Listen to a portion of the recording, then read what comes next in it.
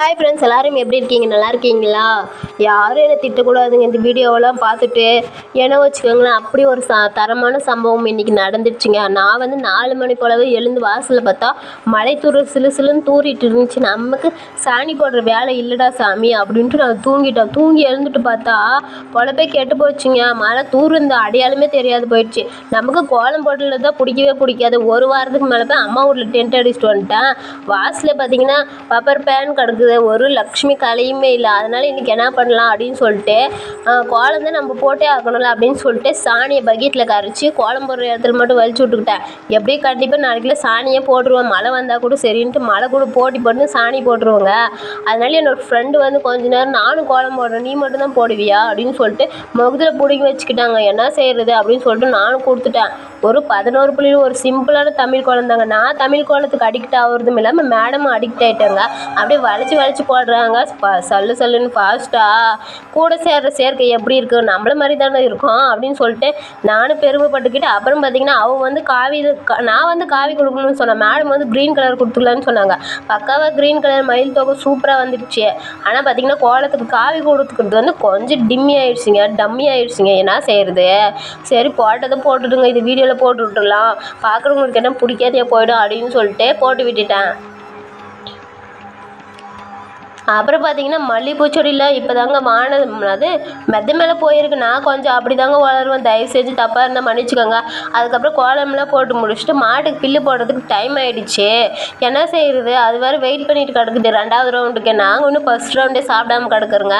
அதனால் அறுவாள் எடுத்து 2 துண்டாக தாங்க அறுத்து போடணும். இல்லாட்டி மேடம் சாப்பிடவே மாட்டாங்க. நான் எப்போவுமே மாட்டு தொழுவத்துக்கு முன்னாடி தாங்க கோலம் போடுவேன். வாசலுக்கு முன்னாடி போடணும் இல்லையா, மாட்டு தொழுவத்துக்கு முன்னாடி கோலம் போட்டே ஆகணும். அப்போ தான் எனக்கு அது ரொம்பவே பிடிக்கும். அப்புறமா பார்த்தீங்கன்னா மாடு வர அங்கே வெயிட் பண்ணிட்டு கிடக்குதுங்க. எப்படா இவங்க நமக்கு கொண்டு வந்து தட்டை போட போகிறாங்க அப்படின்னு சொல்லிட்டு பார்த்துட்டு கிடக்குது ஒரு பக்கம். இரு பொறுமையாக இரு, நான் போடுறேன் அப்படின்னு சொல்லிட்டு என்னோடய ஃப்ரெண்டு தான் வீடியோ எடுத்துகிட்டு இருந்தாங்க.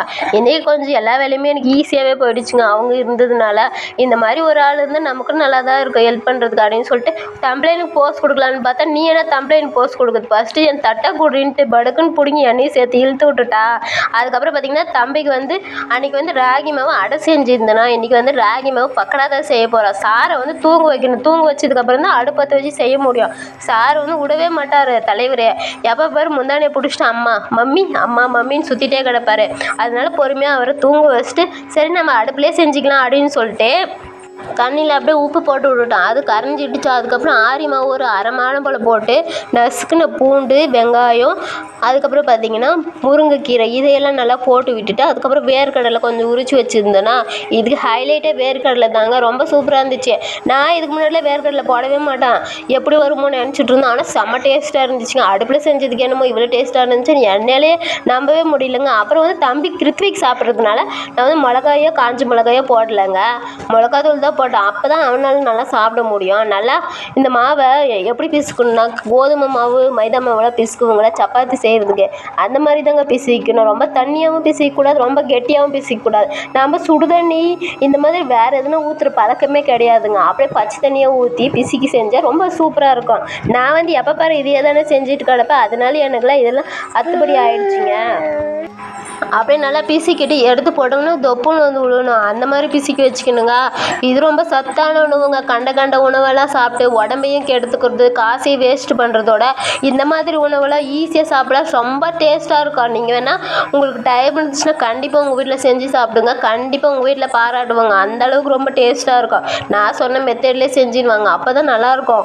நீங்கள் வேறு எதுனா ஆட் பண்ணுறதுனாலும் ஆட் பண்ணிக்கோங்க. கொஞ்சம் கருவேப்பிலை இருந்தாலும் கருவேப்பிலை போட்டுக்கோங்க. நான்லாம் இதை பிசுக்கிக்கிட்டு இருக்கும்போதே கிருத்திவிக்கு வேறு ஏஞ்சி வந்துட்டாங்க.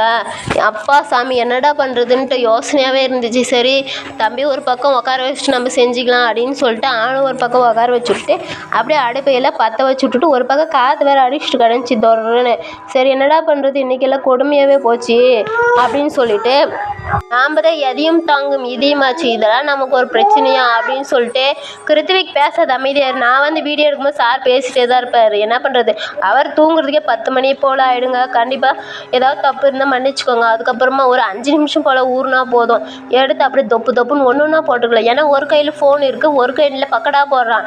இதெல்லாம் ரிஸ்க்கான வேலை தான். என்ன பண்ணுறது, ஃபோன் டபக்குன்னு எண்ணெய்க்குள்ளே விழுந்துருச்சுன்னா அப்படியே தெரிச்சு போயிடும், ஃபோன் வேஸ்ட்டாக போய்டும். அடுத்த நாள் வீடியோ போட முடியாது. அதனால சொல்லிட்டு பார்த்து பக்குவமாக தாங்க போட்டிருந்தேன். ரிஸ்க் எடுக்காமல் ரஸ்க்கு சாப்பிடவே முடியாதுங்க மக்களாக பிறந்த நாம். அதுக்கப்புறம் ஒரு பக்கம் அப்படியே ஆரி மாவு பக்கடாவை அப்படியே போட்டுக்கிட்டேன் தயார் நிலையில். ரொம்ப வாசனை வேறு அக்கம் பக்கமெல்லாம் வீசுதுங்க. என்னோடய ஃப்ரெண்டு வீட்டுக்கே வாசனை போயிடுச்சு பாருங்களேன்.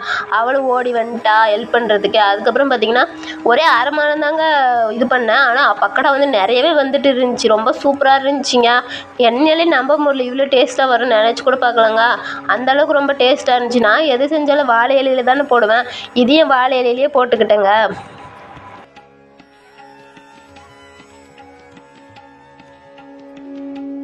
இதே போல் 2வது டைமும் சுட்டு எடுத்துக்கிட்டேங்க.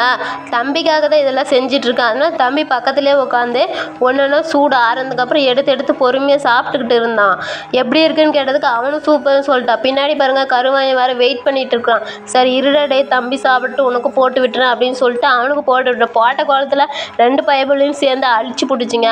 குழம்பு போடுறதே அழிக்கிறதுக்கு தானே அப்படின்னு சொல்லிட்டு 3வது டைமும் போட்டு விட்டுக்கிட்டேங்க. ஆனால் கண்டிப்பாக நீங்கள் உங்கள் வீட்டில் செஞ்சு பாருங்கள். இந்த மாதிரி ஹெல்த்தியானது சாப்பிட்டிங்கன்னா உடம்பு ரொம்ப ஆரோக்கியமாக இருக்கும். கண்ட பொருளெல்லாம் சாப்பிட்றத கொஞ்சமாக கண்ட்ரோல் பண்ணிக்கோங்க. அப்பப்போ கிடைக்கிது அப்படின்னு சொல்லிட்டு காசையும் வேஸ்ட்டு பண்ணி உடம்பையும் கெடுத்து வச்சுக்கவே கூடாதுங்க. அந்த கால வாழ்க்கை தாங்க. எவ்வளோ சத்தான பொருளை சாப்பிட்டு எவ்வளோ ஹெல்த்தியாக இருந்திருப்பாங்க பாருங்கள். அதில் பாரம்பரிய வாழ்க்கையை நாம் ஏங்க குழியோடு மண்ணில் போட்டு பதிக்கணும். இந்த மாதிரி செஞ்சு சாப்பிட்டிங்கன்னா மனசுக்கும் உடம்புக்கும் ரொம்ப ஆரோக்கியமாக இருக்கும். ஒரு அரை மணி போல் தாங்க செஞ்சோம். அதனால் இன்றைக்கி ரொம்ப வேலை குயிக்காகவே முடிஞ்சிடுச்சிங்க. ஃப்ரெண்டை வீடியோ எடுக்க சொன்னால் எண்ணெயை ஏடுறினா எண்ணெய் சேர்த்து எடுன்னு சொன்னாங்க. அவள் எண்ணெயை மட்டும் எடுத்து வச்சுருக்கா. என்ன பண்ணுறது, நம்ம கூட சேர்றதெல்லாம் நம்மள மாதிரியே இருக்குது. அதுக்கப்புறம் செஞ்சுலாம் முடிச்சுட்டு அக்கம் பக்கம்லாம் கொஞ்சம் பேர் என்ன வாசனை அடிக்குதுன்னு வந்தாங்களோ அவங்களுக்குலாம் கொஞ்சம் போட்டு கொடுத்துட்டேங்க. அப்புறமா தம்பிக்கு வச்சு விட்டுட்டான். அவன் வந்து இது வந்து 1 நாள் 2 நாள் தாங்க வச்சு சாப்பிட முடியும், அதிகம் நாள்லாம் சாப்பிட முடியாதுங்க. வீடியோ பிடிச்சினா மறக்காமல் சப்ஸ்கிரைப் பண்ணிவிட்டு என்னோடய சேனல் ஆதரவு கொடுங்கப்பா. சப்ஸ்கிரைப் பண்ணிவிட்டு என்னோடய சேனலுக்கு ஆதரவு கொடுங்க ப்ளீஸ்ப்பா. நாங்களே வீடியோ போடுறதே பெரிய விஷயங்க, இதுக்கு உங்களோட ஆதரவு கிடைக்கலன்னா எப்படி? சரி பாய்.